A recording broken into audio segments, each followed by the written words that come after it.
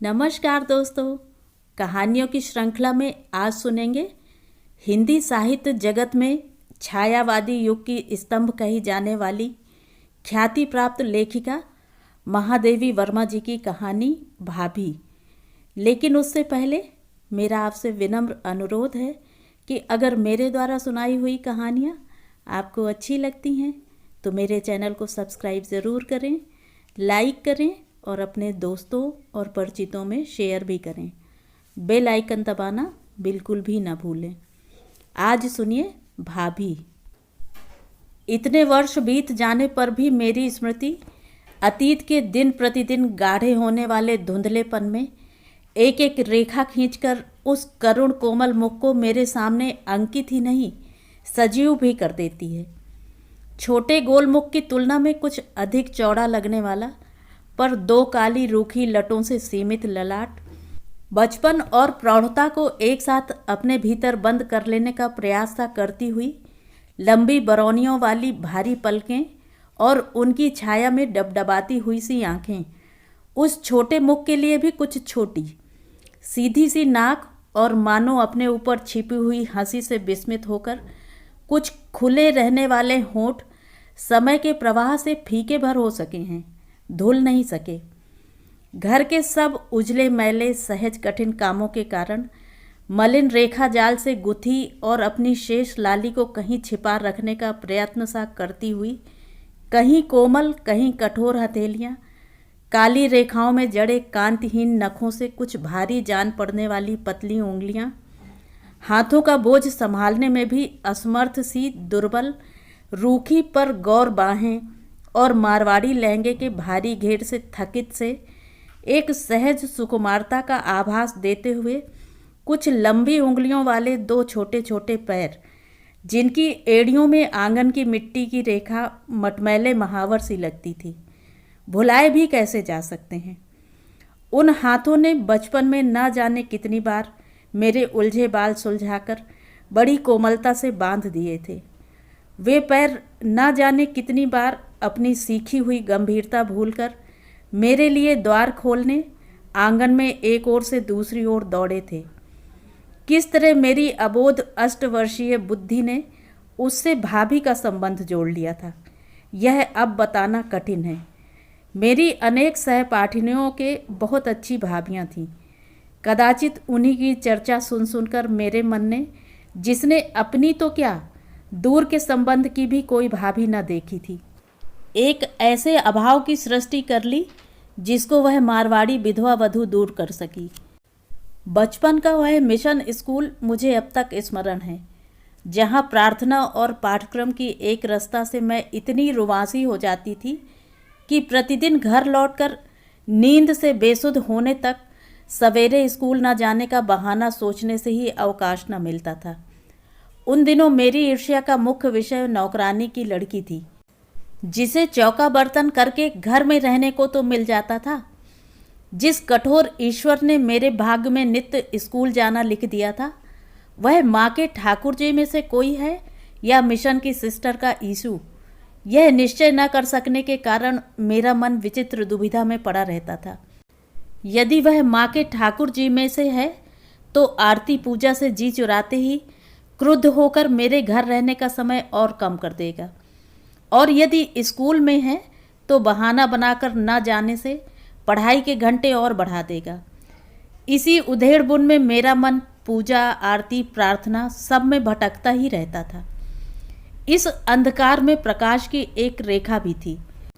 School निकट होने के कारण बूढ़ी कल्लू की माँ मुझे किताबों के साथ वहाँ पहुँचा भी आती थी और ले भी आती थी, और इस आवागमन के बीच में कभी सड़क पर लड़ते हुए कुत्ते, कभी भटकते हुए पिल्ले, कभी किसी कोने में बैठकर पंजों में मुंह धोती हुई बिल्ली, कभी किसी घर के बरामदे में लटकते हुए पिंजड़े में मनुष्य की स्वर साधना करता हुआ गंगाराम, कभी बतख और तीतरों के झुंड, कभी तमाशा दिखलाने वालों की टोली लगाए हुए बंदर, ओढ़नी ओढ़े हुए बंदरिया, नाचने वाला रीछ आदि स्कूल की एक रास्ता को दूर करते ही रहते थे। हमारे ऊंचे घर से कुछ ही हटकर एक और रंगीन सफ़ेद रेशमी और सूती कपड़ों से और दूसरी ओर चमचमाते हुए पीतल के बर्तनों से सजी हुई नीची सी दुकान में जो वृद्ध सेठ बैठे रहते थे, उन्हें तो मैंने कभी ठीक से देखा ही नहीं। परंतु उस घर के पीछे वाले द्वार पर पड़े पुराने टाट के पर्दे के छेद से जो आंखें प्रायः मुझे आते जाते देखती रहती थीं, उनके प्रति मेरा मन एक कुतूहल से भरने लगा। कभी कभी मन में आता था कि पर्दे के भीतर झांक कर देखूं, पर कल्लू की माँ मेरे लिए उस जंतु विशेष से कम नहीं थी जिसकी बात कह कहकर बच्चों को डराया जाता है। उसका कहना न मानने से वह नहलाते समय मेरे हाल ही में छिदे कान की लौ दुखा सकती थी, चोटी बांधते समय बालों को खूब खींच सकती थी, कपड़े पहनाते समय तंग गले वाले फ्रॉक को आंखों पर अटका सकती थी, घर में और स्कूल में मेरी बहुत सी झूठी सच्ची शिकायत कर सकती थी। सारांश यह कि उसके पास प्रतिशोध लेने के बहुत से साधन थे। परंतु कल्लू की माँ को चाहे उन आँखों की स्वामिनी से मेरा परिचय ना भाता हो, पर उसकी कथा सुनाने में उसे अवश्य रस मिलता रहा। वह अनाथिनी भी है और अभागी भी। बूढ़े सेठ सबके मना करते करते भी इसे अपने इकलौते लड़के से ब्याह लाए और उसी साल लड़का बिना बीमारी के ही मर गया। अब सेठ जी का इसकी चंचलता के मारे नाक में दम है, न कहीं इसे जाने देते हैं न किसी को अपने घर आने। केवल अमावस पूनों को एक ब्राह्मणी आती है जिसे वे अपने आप खड़े रहकर सीधा दिलवाकर विदा कर देते हैं। वे बेचारे तो जाति बिरादरी में भी इसके लिए बुरे बन गए हैं। और इसकी निर्लज्जता देखो, ससुर दुकान में गए नहीं कि वह पर्दे से लगी नहीं, घर में कोई देखने वाला है ही नहीं। एक ननंद है जो शहर में ससुराल होने के कारण जब तब आ जाती है और तब इसकी खूब ठुकाई होती है, इत्यादि इत्यादि सूचनाएं कल्लू की माँ की विशेष शब्दावली और विचित्र भाव भंगिमा के साथ मुझे स्कूल तक मिलती रहती थी। परंतु उस समय वे सूचनाएं मेरे निकट उतना ही महत्व रखती थीं जितनी नानी से सुनी हुई बेला रानी की कहानी। कथा में बेचैन कर देने वाला सत्य इतना ही था कि कहानी की राजकुमारी की आंखें पुराने टाट के पर्दे से सुनने वाली बालिका को नित्य ताकती ही रहती थी। यह स्थिति तो कुछ सुखद नहीं कही जा सकती। यदि सुनी हुई कहानी के सब राजा रानी राजकुमार राजकुमारी दैत्य दानव आदि सुनने वालों को इस प्रकार देखने लगें तो कहानी सुनने का सब सुख चला जावे। यह कल्लू की माँ की कहानी और पर्दे के छेद से देखने वाली आंखों ने मुझे समझा दिया था। भूरे टाट में जड़ी सी वे काली आंखें मेरी कल्पना का विषय ही बनी रहती। यदि एक दिन पानी बरसने से कल्लू की माँ रुक ना गई होती, पानी थमते ही मैं स्कूल से अकेले ही न चल दी होती और गीली सड़क पर उस पर्दे के सामने ही मेरा पैर न फिसल गया होता। बच्चे गिरकर प्रायः चोट के कारण न रोकर लज्जा से ही रोने लगते हैं। मेरे रोने का भी कदाचित यही कारण रहा होगा, क्योंकि चोट तो मुझे याद नहीं आती। कह नहीं सकती कि पर्दे से निकलकर कब उन आँखों की स्वामिनी ने मुझे आंगन में खींच लिया, परंतु सहसा विस्मय से मेरी रुलाई रुक गई। एक दुर्बल पर सुकुमार बालिका जैसी स्त्री अपने अंचल से मेरे हाथ और कपड़ों का कीचड़ मिला पानी पोंछ रही थी और भीतर दालान से वृद्ध सेठ कुछ विस्मित स्वर में कह रहा था, अरे यह तो वर्मा साहब की बाई है। उसी दिन से वह घर जिसमें न एक भी झरोखा था, न रोशनदान, न एक भी नौकर दिखाई देता था, न अतिथि, न एक भी पशु रहता था, न पक्षी, मेरे लिए आकर्षण बनने लगा।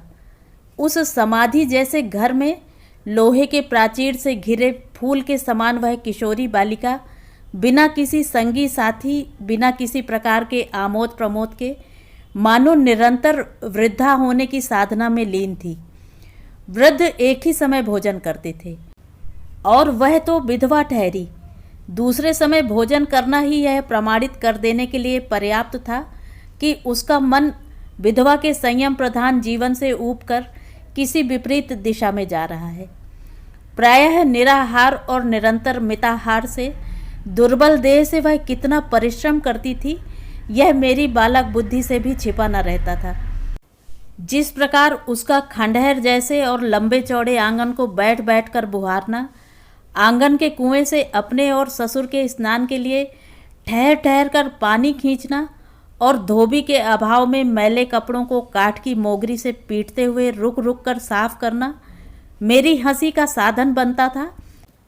उसी प्रकार केवल जलती लकड़ियों से प्रकाशित, दिन में भी अंधेरी रसोई की कोठरी के घुटते हुए धुएं में से रह रहकर आता हुआ खांसी का स्वर, कुछ गीली और कुछ सूखी राख से सोने चांदी के समान चमकाकर तथा कपड़े से पोंछकर रखते समय शिथिल उंगलियों से छूटते हुए बर्तनों की झंझनाहट मेरे मन में एक नया विषाद भर देती थी।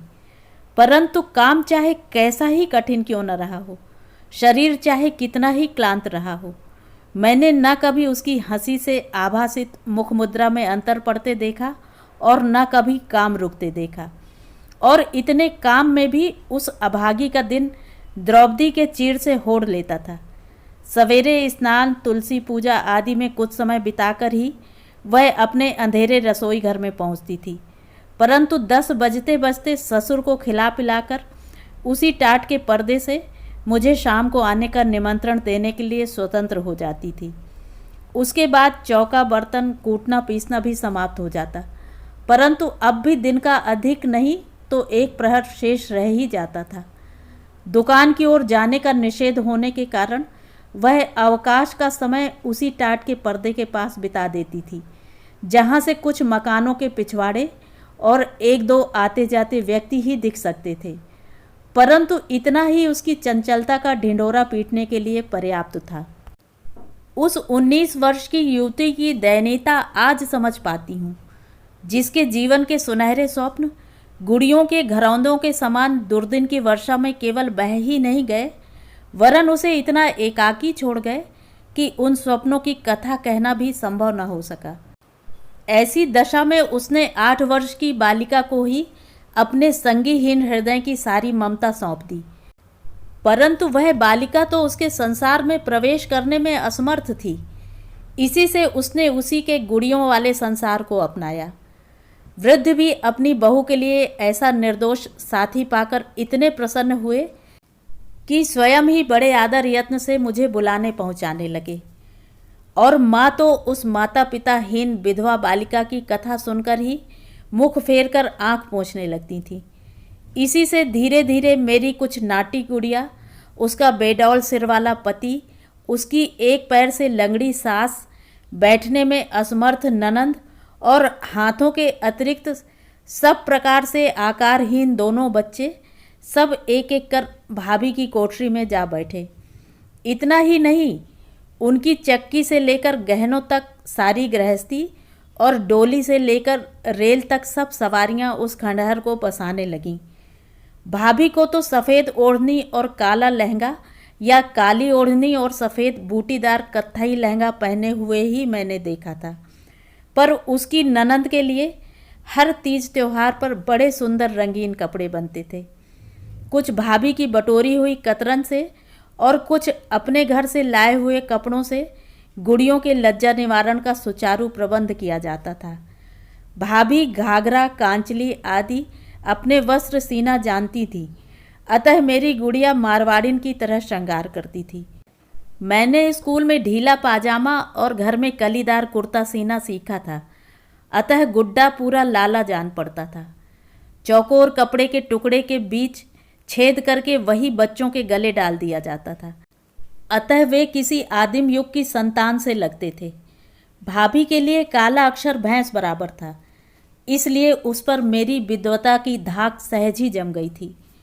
प्रायः सभी पशुओं के अंग्रेजी नाम बताकर और तस्वीरों वाली किताब से अंग्रेजी की कविता बड़े राग से पढ़कर मैं उसे विस्मित कर चुकी थी। हिंदी की पुस्तक से माता का हृदय, भाई का प्रेम आदि कहानियाँ सुनाकर उसकी आंखें गीली कर चुकी थी, और अपने मामा को चिट्ठी लिखने की बात कहकर उसके मन में बीकानेर के निकट किसी गांव में रहने वाली बुआ की स्मृति जगा चुकी थी। वह प्रायः लंबी सांस लेकर कहती, पता नहीं जानती, नहीं तो तुमसे चिट्ठी लिखवा कर डाल देती। सबसे कठिन दिन तब आते थे जब वृद्ध सेठ की सौभाग्यवती पुत्री अपने नैहर आती थी। उसके चले जाने के बाद भाभी के दुर्बल गोरे हाथों पर जलने के लंबे काले निशान और पैरों पर नीले दाग रह जाते थे। पर उनके संबंध में कुछ पूछते ही वह गुड़िया की किसी समस्या में मेरा मन अटका देती थी। उन्हीं दिनों स्कूल में कशीदा काढ़ना सीखकर मैंने अपनी धानी रंग की साड़ी में बड़े बड़े नीले फूल काढ़े। भाभी को रंगीन कपड़े बहुत भाते थे। इसी से उसे देखकर वह ऐसी विस्मय विमुग्ध रह गई मानो कोई सुंदर चित्र देख रही हो। मैंने क्यों माँ से हट करके वैसा ही कपड़ा मंगवाया और क्यों किसी को बिना बताए हुए छिप छिपाकर उस ओढ़नी पर नीले फूल काढ़ना आरंभ किया, यह आज भी समझ में नहीं आता। वह बेचारी बार बार बुलवा भेजती, नए नए गुड़ियों के कपड़े दिखाती, नए नए घरौंदे बनाती, पर फिर भी मुझे अधिक समय तक ठहराने में असमर्थ होकर बड़ी निराश और करुण मुद्रा से द्वार तक पहुंच जाती। उस दिन की बात तो मेरी स्मृति में गर्म लोहे से लिखी जान पड़ती है, जब उस ओढ़नी को चुपचाप छिपाकर मैं भाभी को आश्चर्य में डालने गई। शायद सावन की तीज थी, क्योंकि स्कूल के सीधे साधे बिना चमक दमक वाले कपड़ों के स्थान में मुझे गोटा लगी हुई लहरिए की साड़ी पहनने को मिली थी और सवेरे पढ़ने बैठने की बात न कहकर माँ ने हाथों में मेहंदी भी लगा दी थी। वह दालान में दरवाजे की ओर पीठ किए बैठी कुछ बीन रही थी। इसी से जब दबे पांव जाकर मैंने उस ओढ़नी को खोलकर उसके सिर पर डाल दिया तो वह हड़बड़ाकर उठ बैठी। रंगों पर उसके प्राण जाते ही थे। उस पर मैंने गुड़ियों और खिलौनों से दूर अकेले बैठे बैठे अपने नन्हे हाथों से उसके लिए उतनी लंबी चौड़ी ओढ़नी काढ़ी थी। आश्चर्य नहीं कि वह क्षण भर के लिए अपनी उस स्थिति को भूल गई जिसमें ऐसे रंगीन वस्त्र वर्जित थे और नए खिलौनों से प्रसन्न बालिका के समान एक बेसुधपन में उसे ओढ़ मेरी ठुड्डी पकड़कर खिलखिला पड़ी। और जब किसी का विस्मय विजड़ित बींदनी सुनकर उसकी सुधि लौटी, तब हतबुद्धि से ससुर मानो गिरने से बचने के लिए चौखट का सहारा ले रहे थे और क्रोध से जलते अंगारे जैसी आंखों वाली खुली तलवार सी कठोर ननंद देहरी से आगे पैर बढ़ा चुकी थी।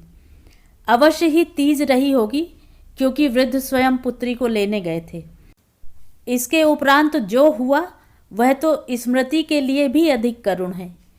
क्रूरता का वैसा प्रदर्शन मैंने फिर कभी नहीं देखा।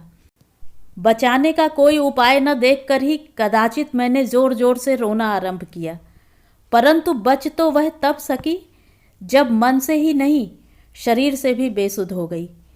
वृद्ध मुझे कैसे घर पहुंचा गए, घबराहट से मैं कितने दिन ज्वर में पड़ी रही, यह सब तो गहरे कोहरे में छिप गया है।